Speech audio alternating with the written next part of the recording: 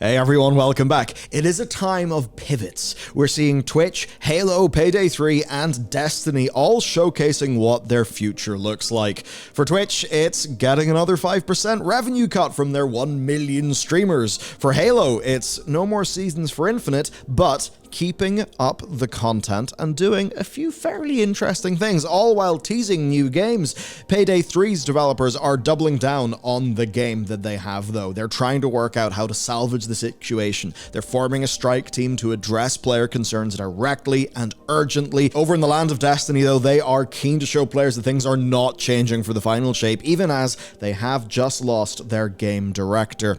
Quite a lot of interesting things today. First, a quick little dose of reality and what I'm trying to do about it in my capacity as essentially leading this whole shindig. Essentially, we do need your support now more than ever, and the reason why is ad rates on YouTube have dropped significantly.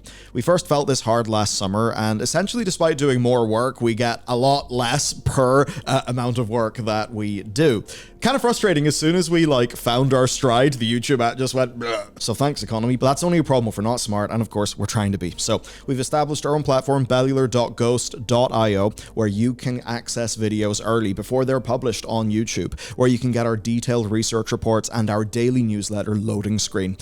Your support means the world to us. It directly supports payroll and upgrades to the show. I have no ambitions to be doing Lambos or bullshit. No, this is going into the bread and butter of making a great show for you guys to enjoy. So if you'd like to support us, the link is down below. Thank you to everybody who has chipped in so far. You guys are truly making a difference. And with that said, let's get into our stories. And of course, we gotta start it off with Twitch. So recently we heard that Twitch is not profitable, which is one of the driving reasons behind the layoff wave that they just did.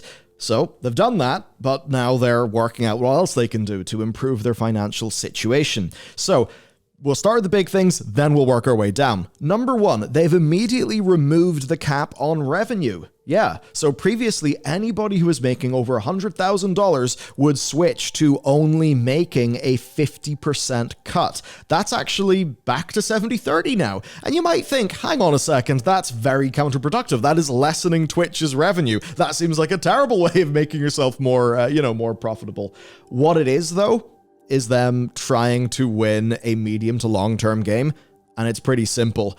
Kick is giving people a better percentage. Of course, a lot of that's because Kick, look, if you go to Kick, what's always one of the number one things being streamed? Gambling and, the ownership structure between Kick and I think it's called, what was it, Strike? I've forgotten the name of it, the crypto gambling thing. Yeah, they basically know that they need to be more competitive, so that's one thing that they're doing, and that will be super impactful for some of those big names that themselves will drive a disproportionate amount of revenue. Now, there's also some changes for smaller creators. They've got a 2-tier Partner Plus program. Basically, getting to 100 points in the program gets you a 60-40 split, getting to 300 gets you a 70-30 split, but that's now also open to affiliate streamers as well, so even more people can earn a few bucks from streaming. Dan Clancy, their CEO, said that this means that 3 times as many streamers will have access to premium net revenue share rates. To put it simply, they're reducing the financial incentive to go to Kick, and then they are, allowing more people to earn money. Their hope, therefore, is that that gets more people into that kind of number go up cycle, and they're essentially just placing a bet on that growth. And so far, all of this is really good for creators. And now we get to the next thing. This is super impactful, and for some reason it was initially reported wrong by loads of places. We have the more up-to-date version here. Prime subs are changing, and they're changing in a fairly big way. Now, the way that works is Amazon Prime gives you a monthly subscription token to use. Basically, that's Amazon paying for your sub to a channel on Twitch, with Twitch being their subsidiary company. Now, the thing is, Twitch don't actually publish how many of their total subs are generated from Prime subs. However, there was an analysis done in 2021 showing that this could be between 40 and 50% of subs on the Twitch platform. That makes sense.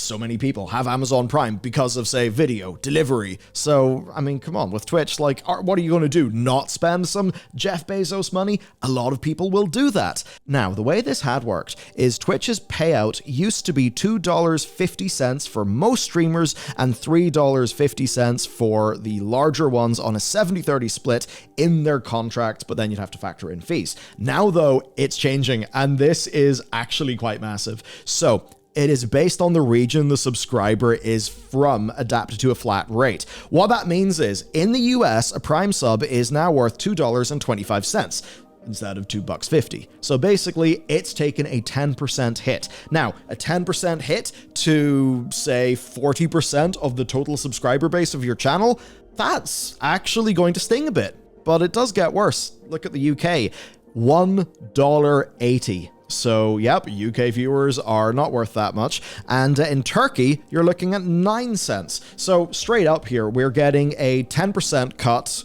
best case, because of US, and then everyone else, being a bit less than that. That certainly is going to have a large impact. What I'll be very interested to see, though, is streamers who are open with some of their financials, if they're actually willing to, to say how much this is changing them. I mean, what will this be compared to some of those changes with RevShare, as an example? That immediately does look quite concerning, though Dan Clancy broke it down, and he basically said that people will receive, after the change to the fixed rates, it's less than a 5% difference in the vast majority of countries. But of course, the difference now is that 5% is going to Twitch. And, well, 5% is actually quite a lot when this is happening to 1 million streamers. We'll have to see how this goes. I certainly can't wait to hear what streamers have got to say about this, because, I mean, man, if YouTube, put it this way, if YouTube was just changing up its business model all the time and YouTube wasn't profitable, I would be super, super worried. As it is right now, the CPMs are so bad in YouTube. I mean, at one point I was getting, it was $2.50. During January. And for January, I know January's low, but for January, that's really bad. That means most of our videos will, as an example, not be profitable. That's, of course, why over on, our members on Bellular.ghost.io, doing sponsors and things like that, those, those together are more than, than that CPM. So I'm just imagining, if I had to deal with that level of just financial worry in running the business that people in Twitch have, that's, I mean, man, yeah, that is kind of rough. Have to see how it goes. Okay, the next thing then is also something I care about, and that is Halo. Love Halo, played it since Halo 2. So last week we found out that the Battle Royale game from Certain Affinity appears to have been cancelled. Certain Affinity are a support studio, but they've worked in the Halo franchise, I believe, since Halo 2. So perhaps they're now freed up to pursue other things within Halo. As for Halo Infinite, well, they're moving away from Infinite in a way, or at least they're getting ready for what the future holds. Your TLDR here is that they did the reveal of what's coming next after Season 5 ends. Of course, the broad context here is this game really stumbled out of the gate. We got all of the negatives of the game being free to play. Of course, bearing in mind for most people who already have Game Pass anyway, the game would have been, free to play. The only difference now is it has a cash shop in it. So we had all of those downsides, and they didn't even get to have the upsides of that because they didn't have a content pipeline. Now, though, we do see the game's sort of resurgence. Earlier on, it was really tanking, right? Earlier last year, March and May, you have player numbers of 6,500 in Steam, likely way more in console. What's interesting then is last September, its season really, really did well. We then had a bump for their December release as well. We're looking at, between 18,000 and 10,000 players. Since then, it's basically hovering about 7,000, which, to be honest, I think is fairly good. After that, it has came down, but I think you do see here that when they do new content, the player base actually does respond. And in terms of the content, the quality of the execution, that stuff had been going up. What they're basically doing now is throwing seasons in the bin as a concept. Instead, what's coming next for Halo is a new map for Arena, a new operation. An operation is basically a 4 to 6 week-long themed battle pass. New Covenant features for Forge, new armor core, and a reset of shoulder armor to be applicable to any armor core. So they're doing that, and they're killing seasons. And what they've basically said is they're going to keep on doing updates, but just in the form of continuing operations. Essentially, they want those 6-week cycles. Now, that kind of thing can be really big for player retention. As an example, over in the land of World of Warcraft, which I'm of course course, quite familiar with given the other channel. That game has got 8 week content updates, and even looking into the numbers that we can pull from the API regarding Mythic Plus, looking at the things that they've been saying in earnings reports, yeah, this is the best player retention that World of Warcraft has had in any modern expansion. So that is like really good. Looking at this then, you can see the player base responds to those numbers. Maybe they're looking at these numbers and thinking, yeah, 6 weeks, let's just keep them engaged more often, which does seem to be good. But let's talk about the business model. It's actually, you could say, getting more consumer friendly. So during Season 5, these little operations they did that had 20 tiers, they were free for people to access while the event was live, but then they would go into the shop for purchase afterwards. You could then buy the pass for 500 credits. That would just unlock the Operation Pass forever, or you could spend 2,000 credits to get everything on the pass immediately. So in a way, that's like actually quite smart. It does give them more items in their store, so they're not throwing all of the work that it takes to make these operations in the bin. They'll actually earn from that going on. So instead of it just being like an infinite content recycling conveyor belt, they're actually building sellable assets. Imagine, say, you really like Quest Watch. You thought that was a cool thing in Overwatch, but you just can't get those skins, and you just have to wait for them to maybe rotate into the store or maybe be a part of the bundle. Imagine if you could just buy the pass and play it. For a lot of people, that would be a pretty damn good proposition. And then that these are like free during their initial launch, assuming that the balancing is right there. This honestly looks like a really consumer-friendly and reasonable way to do things. So in theory then, operations every 4 to 6 weeks, that should mean a faster content cadence, and ideally that will be a good thing for player retention. They say though that a big benefit here is that it frees up the Infinite development team from needing to release things as a part of the seasonal model, and potentially from Infinite altogether. So here is what Rock Paper Shotgun was able to scoop here. They say they've got a dedicated team working on supporting Infinite and continuing to deliver going forward, but they have additional teams that are accelerating towards the future, working on brand new projects. So who knows? They have more things cooking. And while Halo Infinite is probably not the full vision of the next 10 years of Halo that they wanted it to be, given it really doesn't look like we're getting any more PvE content, yeah, this seems to be a reasonable way forward. I hope they're able to salvage it. I want a world where Halo is big and exciting and actually played, because it just does have a special place for me.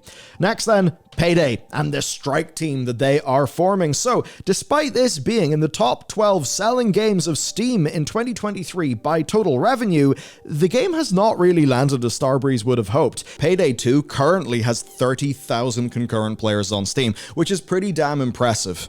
But of course, Payday 2 is not really the game they want you to be playing. I'm sure they're happy you're playing it, but they want you to be playing the new shiny thing, Payday 3. So what's happened? Well, they had a very messy launch. Then they had several DLC packs and updates, but by the admission of Starbreeze, they have not convinced people who were soured by that rough first impression. So essentially, now that the holidays are over, they've gathered together and they're trying to make a plan to actually salvage and fix Payday 3. Because at the end of the day, think about the problem they have. What is the game that they've architected to be the future of Payday? It's Payday 3. What's the game that people are playing? Payday 2. Now, they could probably earn money by making DLC for Payday 2. But the thing is, in doing that, they'd be kind of robbing their future because they'd just be keeping people more entrenched in Payday 2. This is a really big problem that loads of developers have as they transition to a new version of their game. Just look at Destiny 1 to Destiny 2. Or as another example, look how modern historical Total War games are often being defeated by Medieval 2, which came out in like, what, 2007? Maybe 8? But ages ago. So Starbreeze made a big post saying that they put together a strike team of veteran developers across design, community, comms, and production with a focus on bringing Payday 3 up to par, and this is being framed as being separate to the regular update cycle for the game. There are some changes that are being worked on already, and to solicit specific requests, they have a big like feedback board where people, I mean, basically imagine almost like upvoting and downvoting on Reddit, but it is features that people want. And funnily enough, offline mode is at the very top of that list. Now, it's time for things to get really, really spicy, because at first glance, this looks looks really bad. Let's do a comparison of Steam numbers, where we see a game that came out in 2013 with 29,000 players right now, and at the same time, the game that came out September 2023 has 351 players with a 24-hour peak of a staggering 537.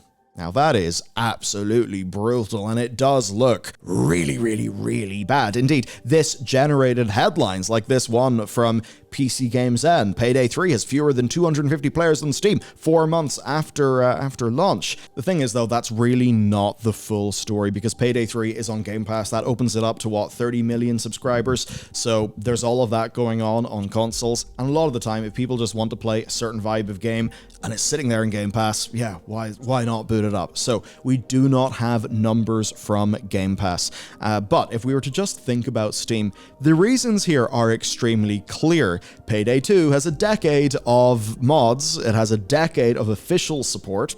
Payday 3 has no offline mode. It's only had 3 months of support. And of course, let's just get to the very basic factor here. How do you sell a Payday 2 owner on Payday 3 when Payday 3 doesn't really resemble Payday 2 as much? You see, Payday 2, by the time it had got well, obviously mods, but loads of like the DLC packs and stuff. I don't want to say it like jumped the shark, but it was quite a lot, let's just say. Whereas Payday 3 did feel a lot more just sort of stripped back, sort of just straight down the middle, than Payday 2 with all of its bells and whistles. And that just means people will stay with Payday 2. That being said, loads of people still own Payday 3. It is just one download and one click away from being played. So, just a bit of a reminder here, by Starbreeze's count, the unique players across all platforms far outstripped the peaks of both Payday 2 and 3.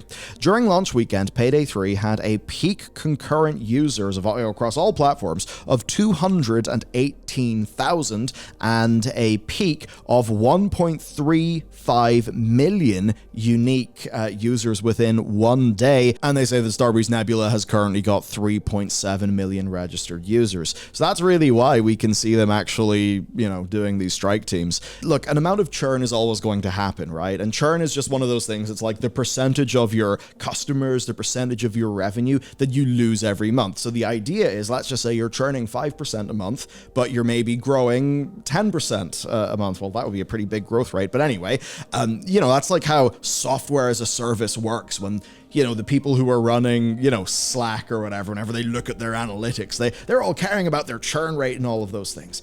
But as video games turns more into a sort of a live thing, GaaS, games as a service, those same metrics actually become just as important. So really with a game like this, it's as if you do your launch and then your churn rate is like, 90% or something that is really, really brutal. But a lot of those people still own the game.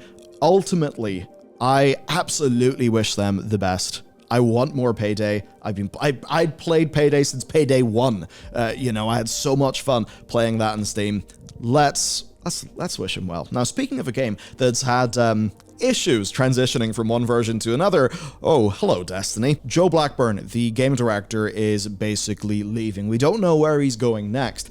And the way that they talked about him leaving, well, to be honest, it's a really good example of how to do this sort of thing right. A little bit of context, you may not have. A lot of people in the Destiny community basically like Joe. He was seen pretty well. Just seemed to be like, sort of affable. People could get along with him, that he had a kind of good, pragmatic approach to community management. So, that was all good. Obviously, will have taken a few hits given the more recent dramas, the layoffs, and all of that stuff. But essentially, he made a post saying that they've now entered the stage of development with Final Shape. Of course, bear in mind, it's February now. This game was supposed to come out in February, but it was delayed. The phase they're at now is basically doing a big full playtest of the game. And this is a phase that essentially marks their transition to bug fixing, optimization, polishing, and that kind of thing. So very much saying, hey, we're on schedule, we're doing our big test, then we're moving on to polishing it, and that is when he announced that he is actually going to be leaving. And him leaving is certainly interesting. There are different ways we can look into this. I mean, one of the most obvious things is Bungie just had its big layoff. Now, I've certainly heard that morale at that studio has been in a fairly, rough position. Sort of trust and management also been in a fairly rough position. And this is another example of, oh, somebody who clearly is important to one of these projects is gone. Of course, people think about, if there is sort of directorial games of musical chairs being played, that's generally bad vibes to people. The thing is, though, we've got absolutely no way of confirming what's going on. It could just be he's moving on to something else and, actually thinks it's time to try something different. At the end of the day, if you've been running a big live game like this for a long time, you will probably have a massive pent-up desire to not work on a live service game for a bit, so that you can just chill and make a video game instead of, what live service is, which is absolutely goddamn unrelenting. Now, the person who's replacing him, and it was very much framed as a passing of the torch, is Tyson Green, who has been at Bungie for over 20 years. His legacy touches Myth 2, Halo, so he's really been there for so many of the days of Bungie. And ultimately then, that's just sort of where we are. We'll need to see if there are any more leaks to sort of know what's going on here. Now, what I'm going to do is, I think, pay some lip service to what many could see as a bit of a harebrained theory, but we'll see. We'll see. So, Lightfall. What was that? Where did that come from? Why did the tone just change like that? And why did it push so little forward in a meaningful way? Many people were just left with questions, and yes, I know, the veil memes, whatever, after that. Felt quite weird. Then some people noticed, hang on a second, the start cinematic and the end cinematic just look like they took the one cinematic and sliced it in two. Is this literally just a filler expansion? That was all kind of suspicious, and basically, we don't literally know that this is filler, but it feels like filler. And if you're going to do anything right, it should probably be the end of your really big arc. So I suppose, and maybe it's just the hopium huffer that exists within me, there's a bit of me that thinks, maybe they did Lightfall to buy some time, and maybe the final shape has actually got the time that it deserves. I do not know. I will certainly say, do not pre-order until we know actually what it's like. That's the thing. You can be safe having some hopium as long as you don't pre-order based on it. And I suppose on that final lesson and that little nugget of wisdom, that's it for today's show. If you would like more of what we do and also to support the team and support the show, you can check out bellular.ghost.io. The link will be down below. Other than that, thank you so much for stopping by. I'll see you in the next video, and whatever one will appear above my face, I literally put it there because I thought it would go well with this one, so you can check that out too.